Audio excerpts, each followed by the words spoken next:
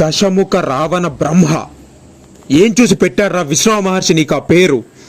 ఆడవాళ్ళు ఎత్తుకెళ్తావనా? మా రాముల వారి మీద కనురెప్పైనా ఎత్తలేక ఆయన లేనప్పుడైనా భార్యను తీసుకొస్తావా? నిన్ను ఛీ! ఏంది నాన్న ఒక కోతి లంకకొచ్చి నీ ముందే మాట్లాడుతుంటే చూస్తుండావు నరికేయకుండా? రేయ్, మీ పౌరుషం చూపించాల్సింది ఏం చేయలేని ఆడవాళ్ళ మీద కాదురా, చావు గుండెలడు పెట్టే వీర్ల మీద, నా మీద. వస్తారా? మాట పడిపోయిందా? మీలో దమ్ముంటే ముందుకు రండిరా, చూసుకుందాం రండి.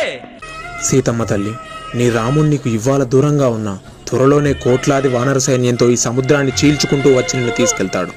అప్పటిదాకా వేచి ఉండు.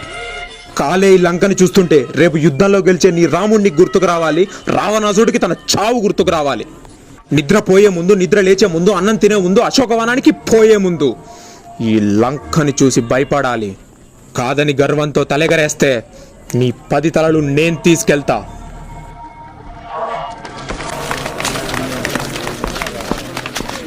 రావణాసురా,